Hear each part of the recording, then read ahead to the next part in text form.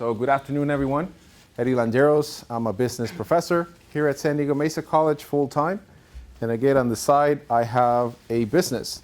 And I've had other businesses. I owned a restaurant bar up to last year. I had to close it. I owned that for about 5 years. I've invested in real estate. I had a company, a small Mexican candy factory a few years ago, and I've done some import-exporting, back in the day. So a lot of my experience comes, from my personal experience, but also ever since I started working for the San Diego County Hispanic Chamber of Commerce, I've worked with small businesses my entire career. And I've learned from them, from their mistakes and so forth. One of the reasons why I got into teaching was because of the recession. When the recession hit back in 2008, I was in banking, and it was a horrible time to be in banking. I was a business banker, and my job was to help businesses, and I couldn't help them because businesses were not lending at the time. So sort of started looking at other stuff, started looking for another job, but also, I started noticing when I was in banking, a lot of businesses that were closing left and right because of the recession. But I also noticed those businesses that were doing well, that were able to survive the recession. So I talked to them. I asked, what's the secret formula? Why are you still around and not your competitor? So that's how I sort of started working in the consulting world and started doing some workshops on entrepreneurship and so forth. So that's how I kind of got into this field. I like this picture. It says big journeys begin with small steps. I know when we look on online or in television, we see all these people that, overnight they became billionaires. And I'm not saying that's impossible, because some people do that. But the life of an entrepreneur is not like that. The life of an entrepreneur usually starts with a small business, a small operation, and then sort of grows within the years, and it takes time to be successful. So the topic was preparing for a successful launch. One of the things that I started asking myself is, okay, what makes a successful entrepreneur?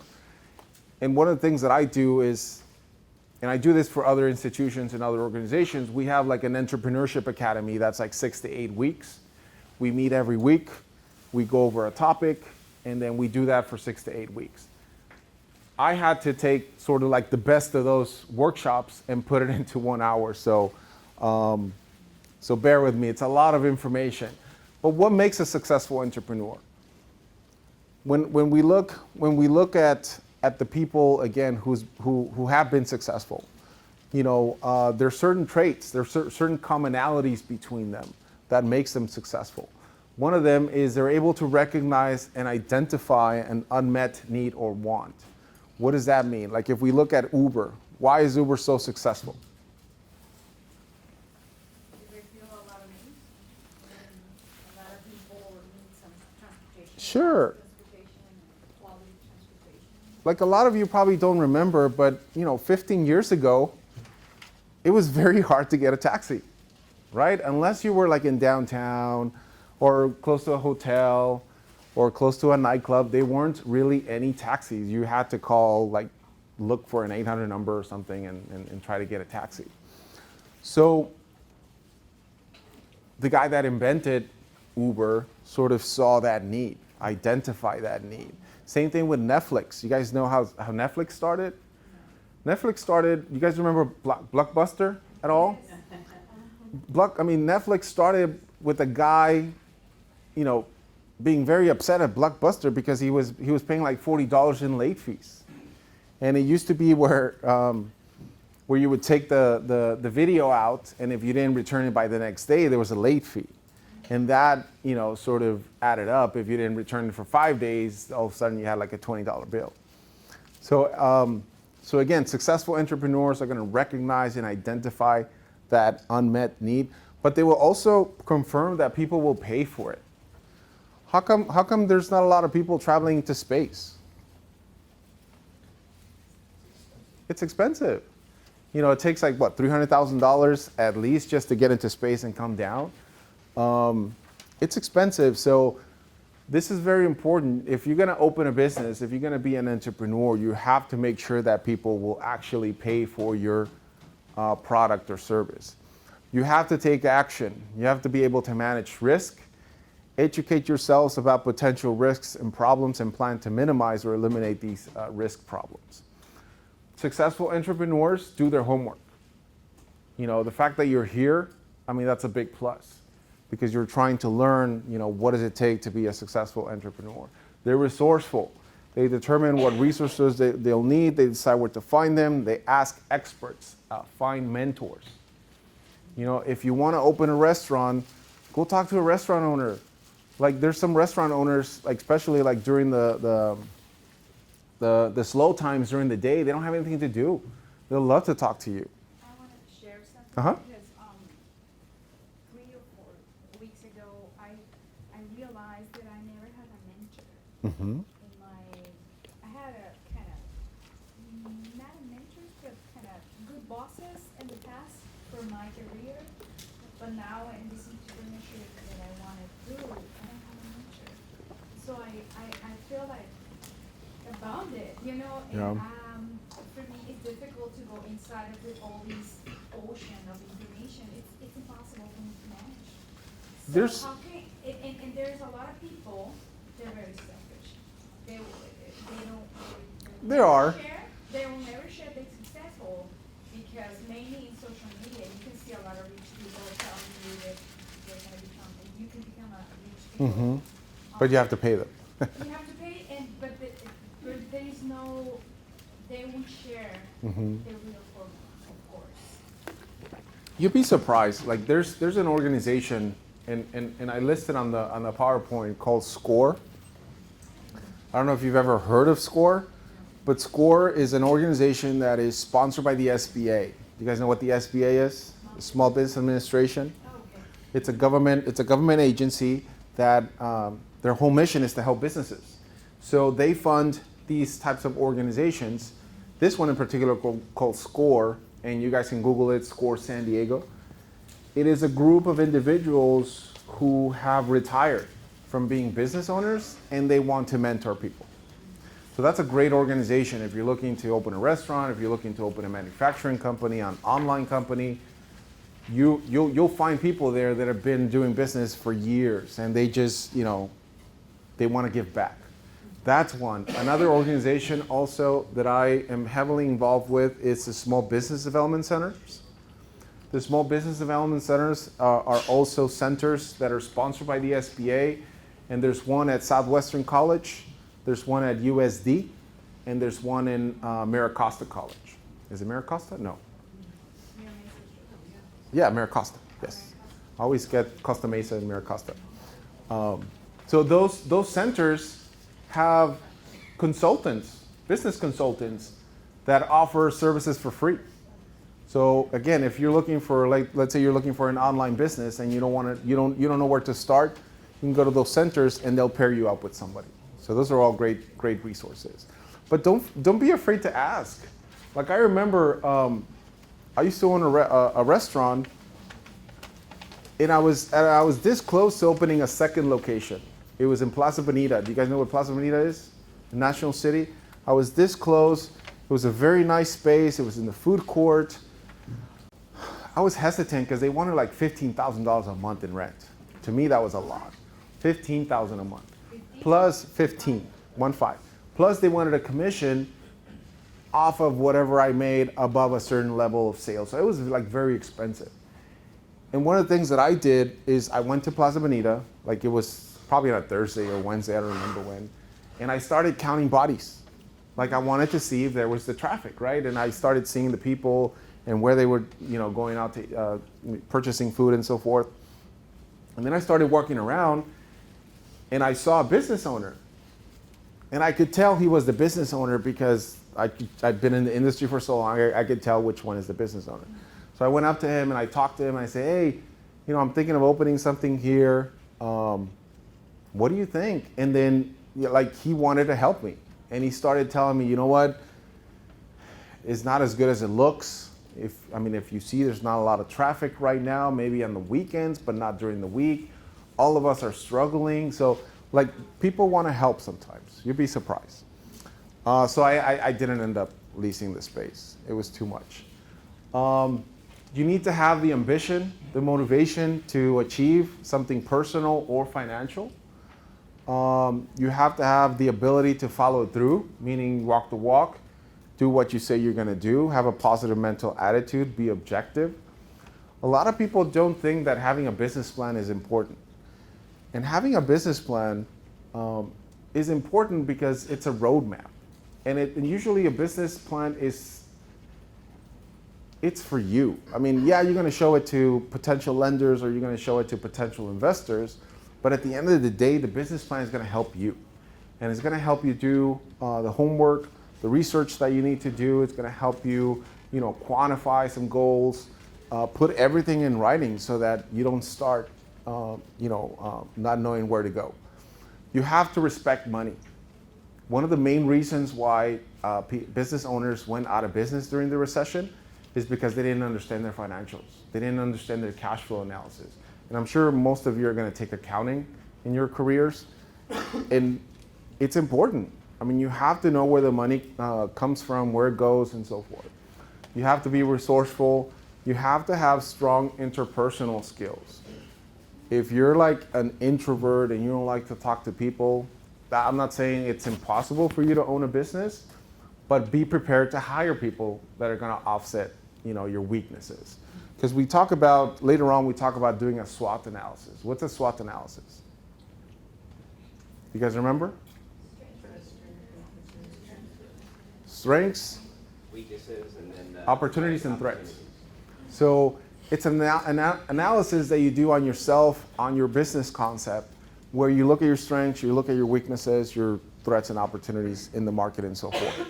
So if you do not like to deal with people, again, I'm not saying you can't have a business, I'm just saying you're going to have to hire someone that can help you with that aspect. Because there's a lot of software programmers, a lot of accountants that just don't like to deal a lot with people. So just be prepared for that. The richest people in the world are good salespeople.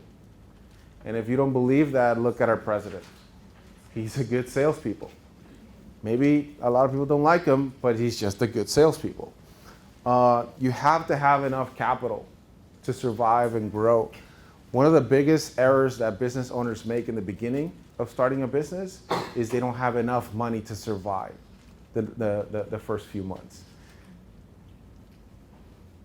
And realistically, business owners are not going to make money the first year. It's very hard to make money the first year. I'm not saying it's impossible again, but you have to have money to survive. It takes time to build a clientele.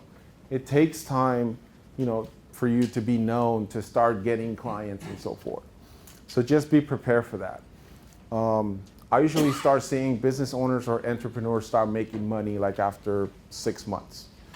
Look at real estate agents. If you want to get into real estate, you're not going to get a commission right away.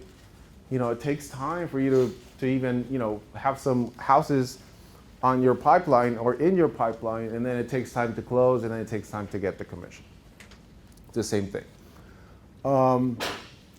Some of the things, this is according to Entrepreneur magazine, common characteristics of a successful entrepreneur. You got to do what you enjoy. If you don't like what you're doing, you're going to be miserable. So make sure you're following your passion. Take what you're doing seriously. Plan everything. Manage your money wisely. Again, respect money. Become a shameless self-promoter. What does that mean? Always be talking about your business. Always be selling yourself. Always be selling your business. I'll tell you a story. When I had my restaurant, I ran into this college friend that I hadn't seen in years. And, we talked and I started talking about the restaurant, and he was telling me that he was working in LA and in a Netflix type of film. And we just started talking about the restaurant and how difficult it was for me to grow it and so forth. So long story short, he calls me after 2 years. and he tells me, hey, how's it going? You know, I haven't talked to you in a while. Listen, we just finished a Netflix production. And we're filming here in San Diego, and we're looking for a restaurant to celebrate. So I was like, sure, you know, come on by. He had us close down the restaurant. It was a Mexican type of series called Ingobernable. I don't know if you ever, you know, seen the series, but it's with a very famous actress called Kate del Castillo. You know that girl that got in trouble because of Chapo and all that stuff? Yeah. That's the girl, and she's very famous. She's a very famous actress. So she was in my restaurant taking pictures. Social media blew up. Exactly. So again, you never know when that big deal is coming from. You know, so don't be afraid to promote your business, to promote, you know, everything that that you're doing. Have a positive image, level the playing field with technology. I still have clients that refuse to get a Facebook account. I know it seems weird, but they're just old school. They don't want to deal with technology. They don't understand how to advertise on Facebook or how to advertise on Google Ads and so forth. Become known as an expert. When I was in banking, I'll tell you another story. When I was in banking, I had a lot of friends in Mexico City, and one of those friends had contacts with people from Michoacan who were growing a lot of avocados. So he was going to help me, you know, get that connection so that I could export or import into the U.S. A lot of avocados into the U.S., which is a very lucrative type of industry. I had the contact, I had the capital, I was ready to go, and then I go talk to my clients. I go talk to some of my clients that were in the produce industry because I was in banking, so I knew a lot of people in that industry. And I remember this one guy just looked at me and he said, "No, I don't see you as a produce guy." "What do you mean you don't see me as a produce guy?" "No, like you're more of a financial guy." So again, I didn't have that reputation in that industry.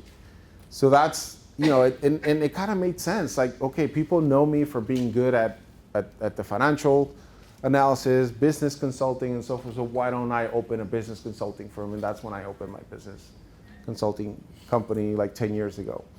This is also very important. You have to create a competitive advantage. What does that mean? So you have to promote because you're different. Everybody can be different, and everybody has to understand themselves very well.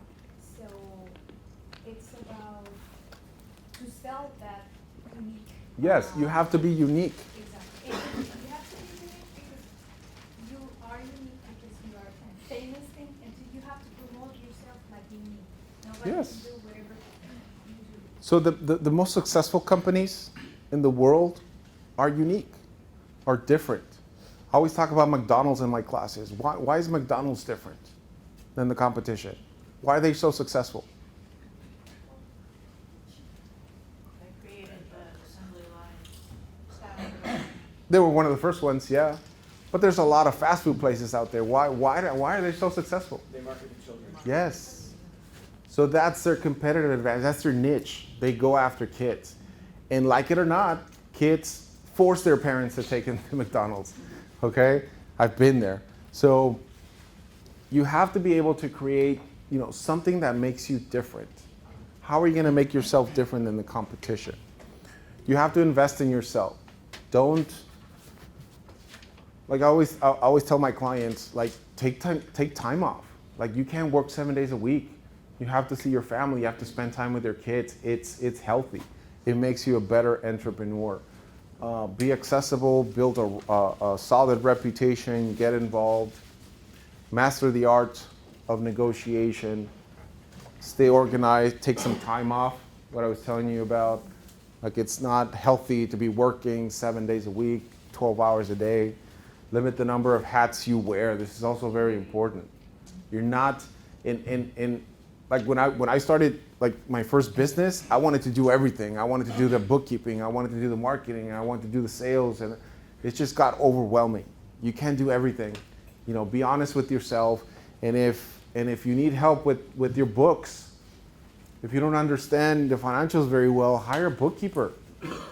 A bookkeeper charges you like $150 a month. It's not that expensive. If you're not good, again, with sales, hire a salesperson. If you're not good, if you're not detail oriented, then hire a quality manager or something like that if you're producing something. Follow up constantly and so forth. So when I decided to become a consultant, again, I started talking to a lot of my clients that did survive the recession. And I sat down with them and I asked them, straight out, I asked them, like, what's your secret? Like, what made you successful? And I started writing, like, okay, the commonalities between a lot of these people. And I came up with this list, the 10 tips to succeed in business. The first one is you got to be conservative and keep your overhead low. I remember during the recession, I had a client who was a real estate broker. Real estate brokers, well, in this particular case, he had maybe an office as big as maybe half of this floor. Like, it was huge, very fancy furniture. He had maybe he had an IT guy, he had like 2 receptionists. He had a lot of people working for him, and he was paying maybe like $25,000 or $30,000 a month in rent. And then I had another real estate broker who had been in the same office for like 20 years. She was very successful. She probably had maybe 2,000 square feet office. Maybe had not as much agents, because when you're a broker, you have other agents that work for you, right? So this particular broker, the one with the fancy office, had like 100 agents or something like that. The other lady, who was in a smaller office, had maybe 50 agents. Guess who survived?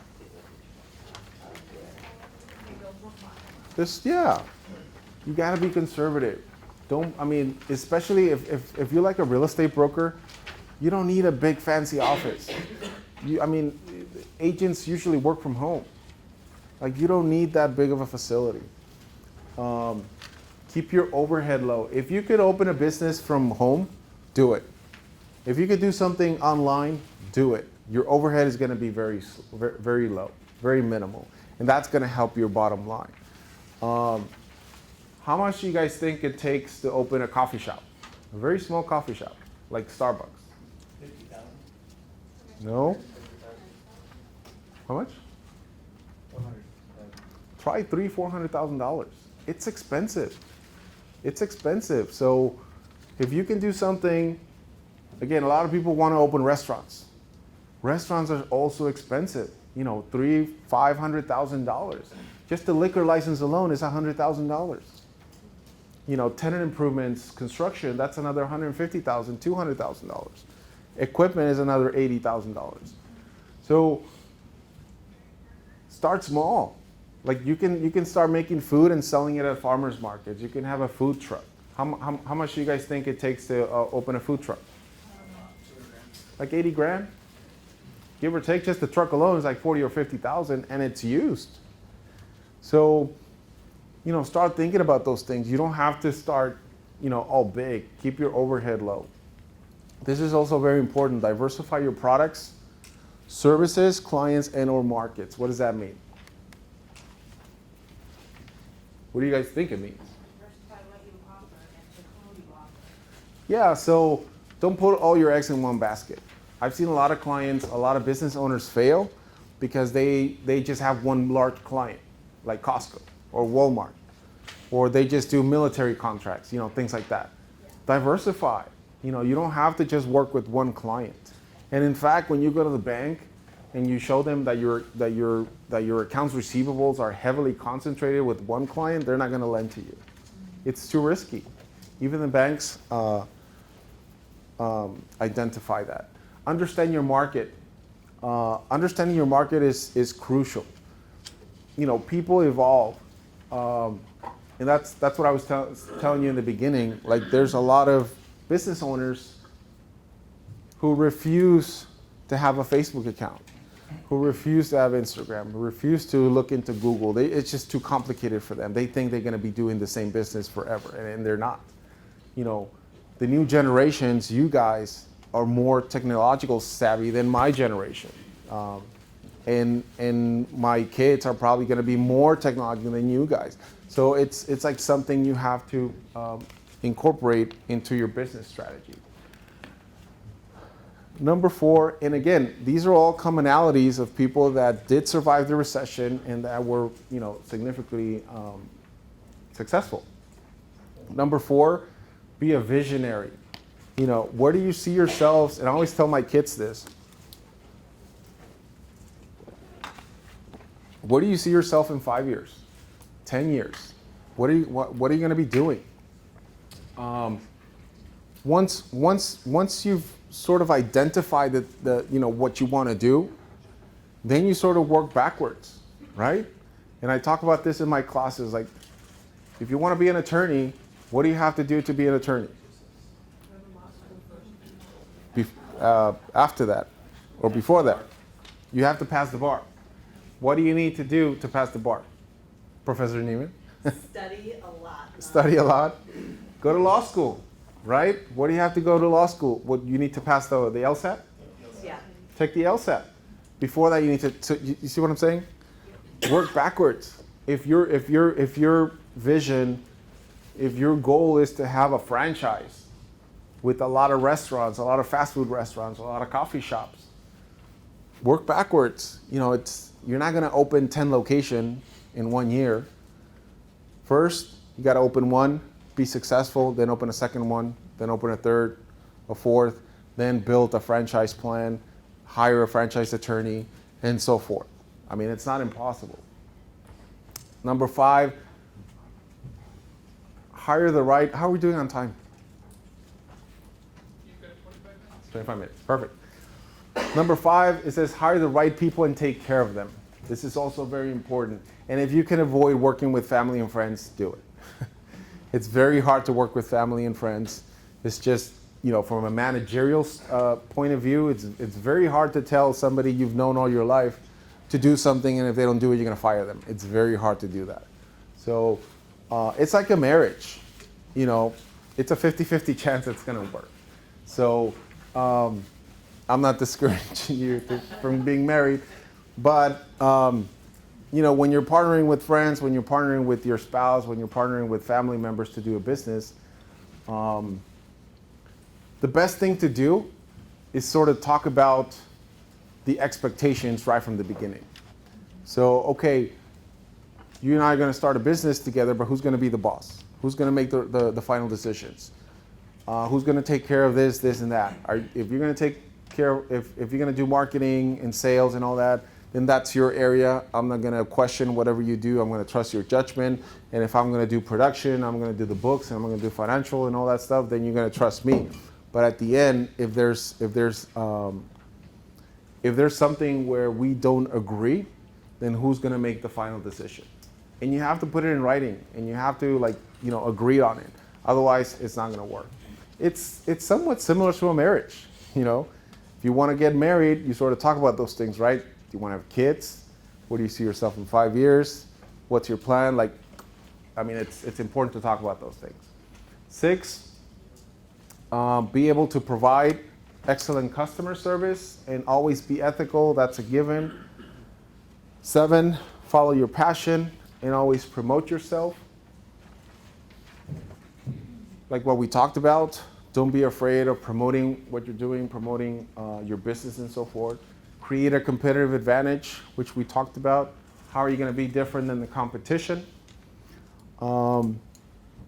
Understand your finances. We talked about that. Understanding your money, where it goes, your cash flow. Most importantly, your cash flow analysis. Do you guys remember doing a cash flow statement in accounting? Where you sort of look at how much money goes in and how much money goes out. That's crucial, and you need to do a cash flow analysis like for the next 6 months and see where you're going to be.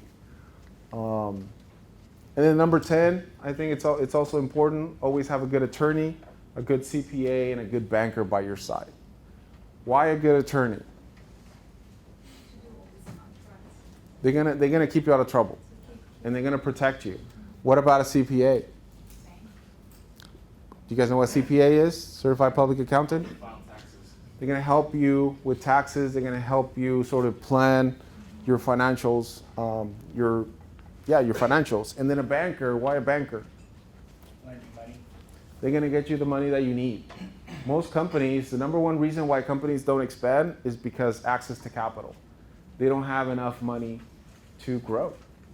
And you have to go to the bank and you have to apply. And we're going to talk about that towards the end of the presentation, but it's a lot of paperwork. And you need a good banker that can help you with that. Before I move on, no questions? I have a question. Uh-huh. About the business plan. Uh-huh. Do you have another workshop, or that workshop you said you have like for 10 classes? We're opening up, Buy them? and Howard can tell us more. We're opening up the Entrepreneurship Degree starting next fall. And we're going to have a class on entrepreneurship. And the main objective of that is going to be to write a business plan. Yeah, we actually will have two different awards. You can either get your certificate of achievement, or you can get your AA, which will get you ready for transfer. So if you're planning on getting an entrepreneurship degree and following it through to a BA and an MBA. So where we can have that information? It should be out on the website, but see me afterwards, I'll give you my card and we'll make sure we get it. Okay.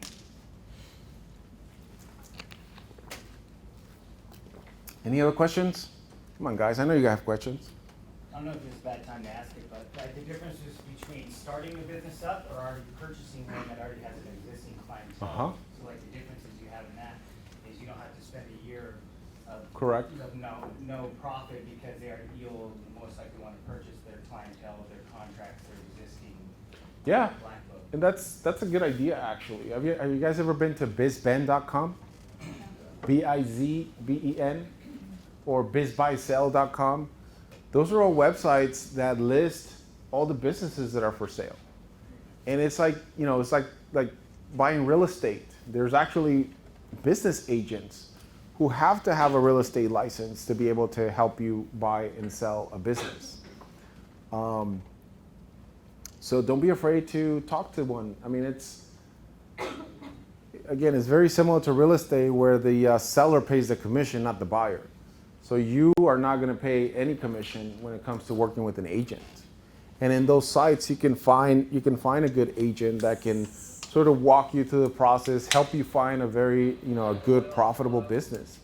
The idea is, what I would recommend in that scenario is just make sure that the seller is selling for the right reasons. You don't want to buy a company that is going down unless you feel very confident that you can bring it back up. But there's a lot of people that are close to retirement. They want to retire. They've been doing their business for like 10, 15 years. They're tired. There's a lot of people also like in the restaurant industry who are burned out. It wasn't what they expected. That's how I bought my restaurant. It was a young guy who had small kids and he never saw them.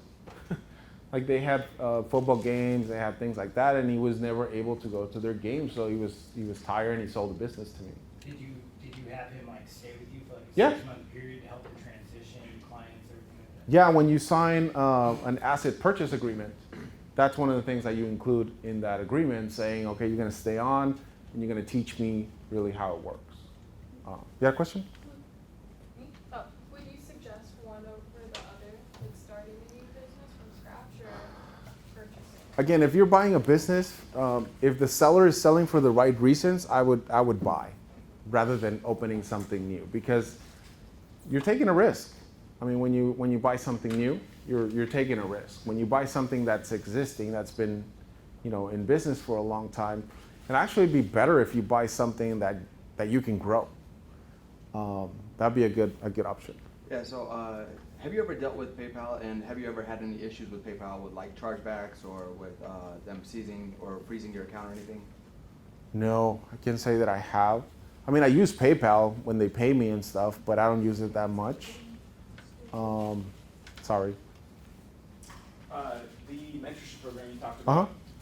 is that something that is only for people who have like associates or baccalaureate degrees, or is that any level of like education, like you could find a mentor who would be able to help you kind of progress? Like at SCORE? Yeah. No, I mean, they're open to anyone. Yeah, you don't have to have a degree or anything like that. Or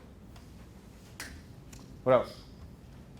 So what about if I want to buy a franchise?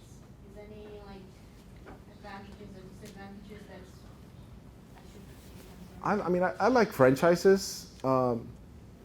It's sometimes they're expensive. Like if I could open a McDonald's, I would open it in a second. But it's $1 million. I don't have $1 million to open a McDonald's. I actually looked at opening El Pollo Loco. I like El Pollo Loco. I just, I think it's a good franchise. I think their food is good. I think their food is healthy.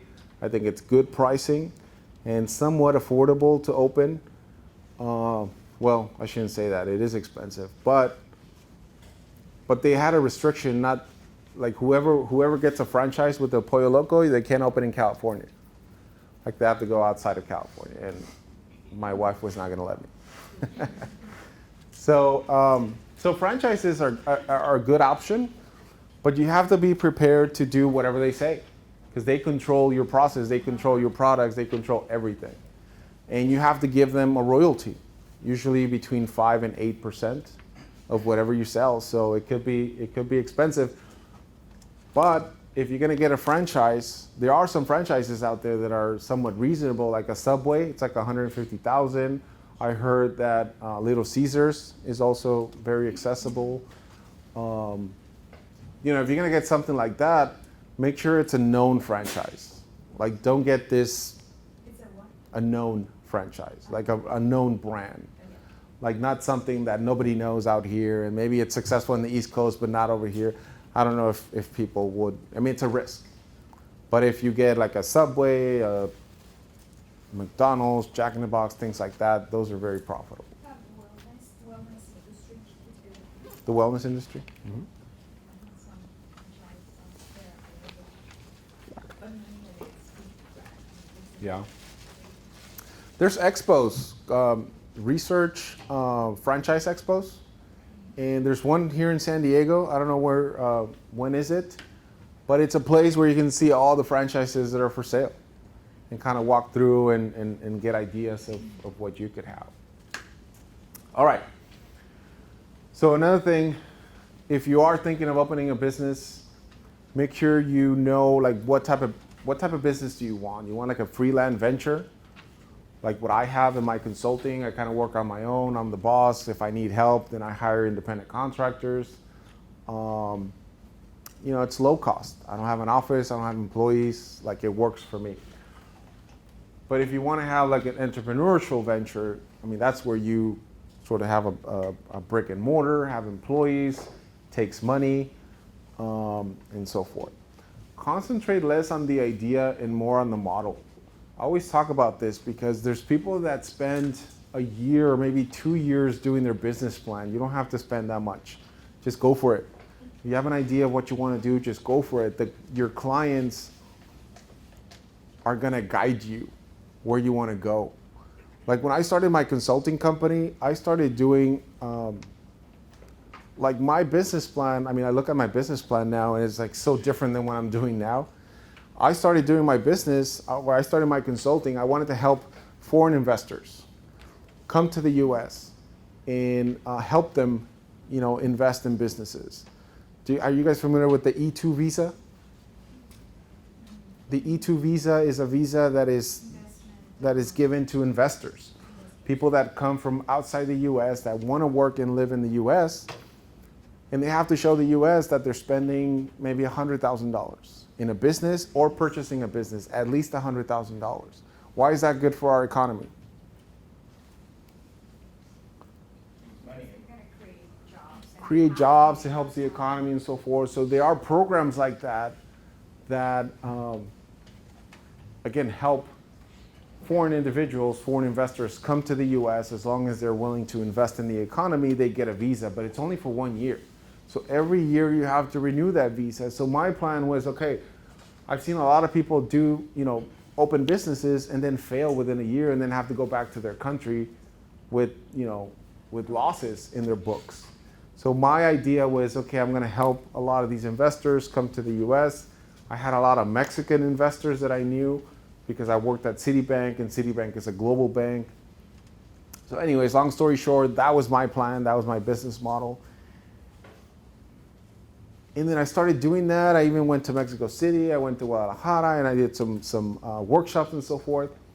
But I started getting hired to do a lot of business plans, a lot of business appraisals. I do a lot of business appraisals. Like if somebody, again, wants to sell their business, I go in and I look at their financials, I look at their business model, and I sort of do a financial analysis and give them a value of whatever their house, not their house, their business is worth.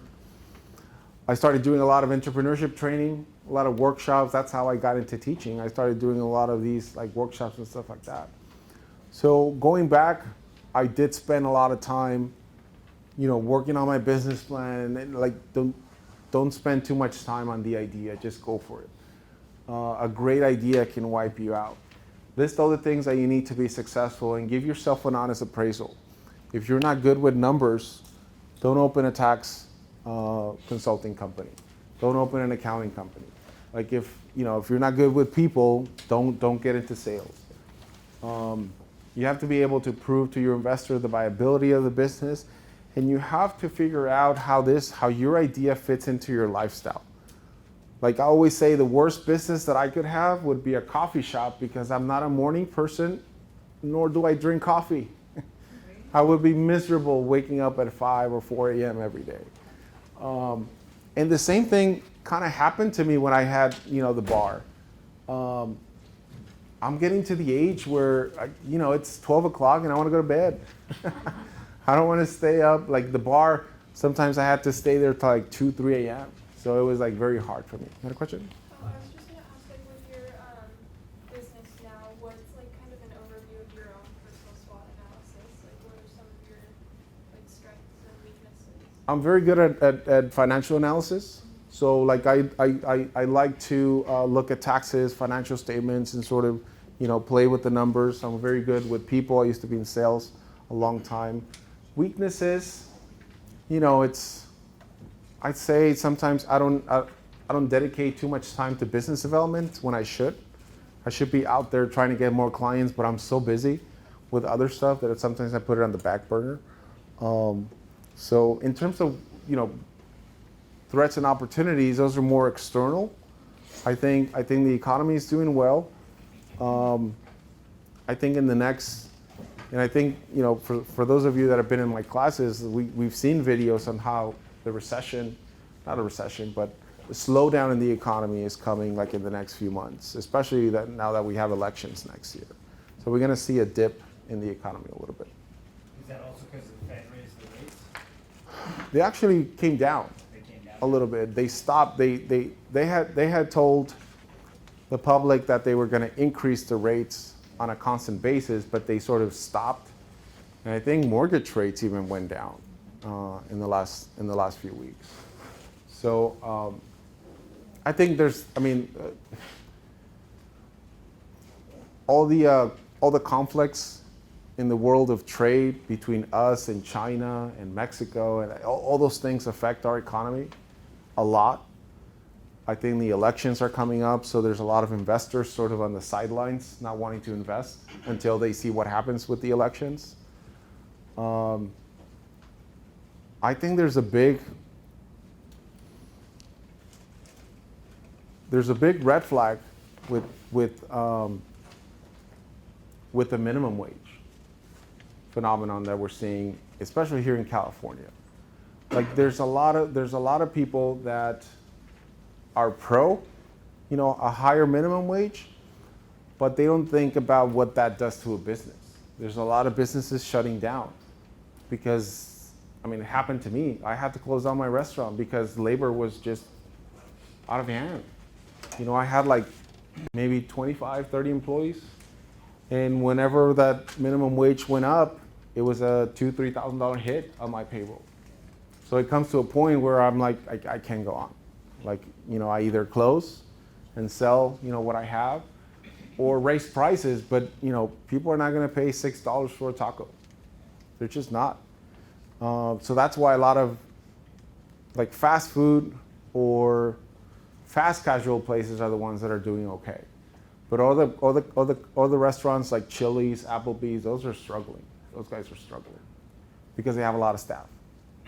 So anyways, I think overall the economy is doing well. I think it's going to take a dip a little bit. The best time to buy real estate is going to be this fall, like towards the beginning of next year. Okay, so this is very important. Make sure it fits your lifestyle. If you're not a party person, don't open up a bar. When you have a bar, you have to be there a long time. And again, I got to that age where I'm like, I can't like be going to sleep at 3, 4 a.m. anymore. Product positioning.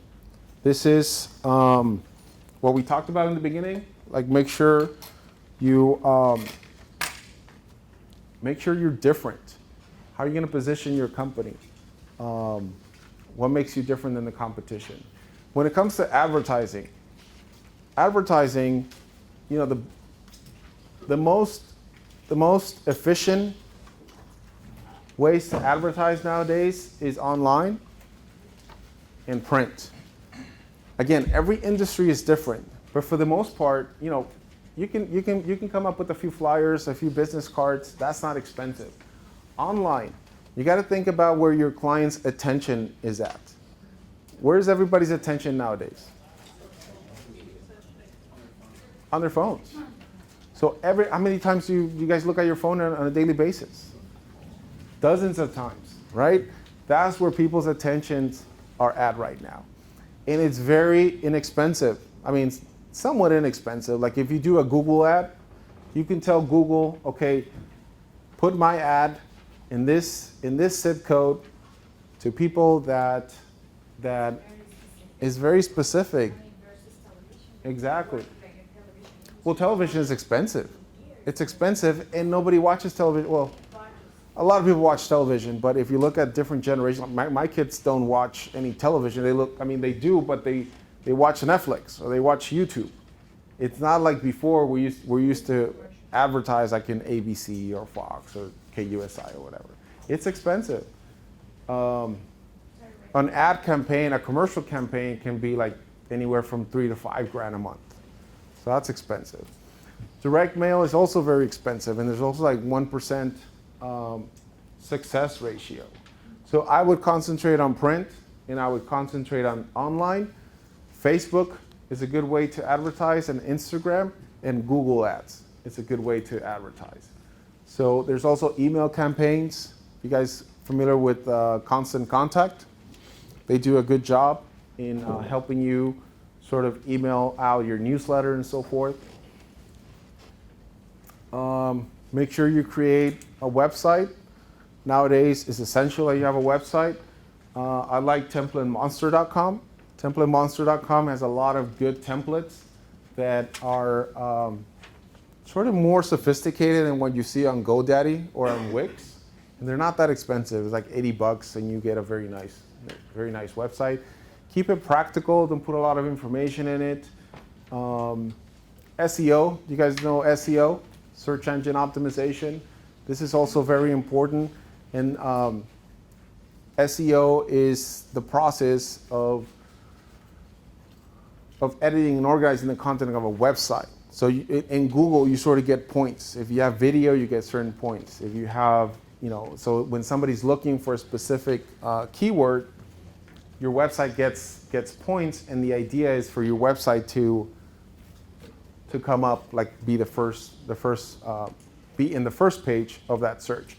If hiring an SEO specialist is very expensive, you can pay like $2,000-$3,000 a month. So if you don't want to pay that, I would use Google Ads. I used to spend like $10 a day on Google Ads for my catering, and I would get like 2-3 calls a day. So it's not that expensive. E-commerce. Is anybody interested in doing e-commerce? Okay, so these are some of the sites that are out there that can help you. This is a great site, Jungle Scout. This website sort of tells you what's selling and what's not online. Dropship Lifestyle sort of talks about the lifestyle of somebody who has an online business and so forth. Permits. We briefly talked about it in the last session. You need a fictitious business name statement, a doing business as, that you can do at the County of San Diego. You need a business license that you get through the city where the business is operating. And you need a seller's permit if you're planning on selling something tangible, something that, that people can touch. And if you're selling prepared food, that's also a permit that you need. We also talked about Cal Gold website. This is a great website where you can just put in the industry that you want to do, and then it'll list all the permits. Some useful apps. I'm going kind of fast because we're running out of time. We talked about deciding what the best legal structure is. I'm a big fan of S corps, but there's also LLCs that give you a little bit more flexibility. Those are the two that are used the most. If you are looking to get a loan to start your business, there are lenders that do that, called alternative lenders or mission-based lenders. The one I work for, CDC Small Business Finance, they do loans from $20,000 to $250,000. There's also Acción San Diego. They do loans of anywhere from $300,000 to $75,000. There's also South County EDC Opportunity Fund up in Northern California. They do up to $100,000. So all these companies are nonprofits, and they do finance startups. So they usually require like a down payment, like a 10% or something like that, but some don't. And if you want to get approved for these loans, these are the 5 things that all these lenders look for. They want to make sure that you have the capacity to pay them back. You remember that cash flow we talked about? They want to know that the conditions in the market are favorable. Sometimes they're going to ask for collateral.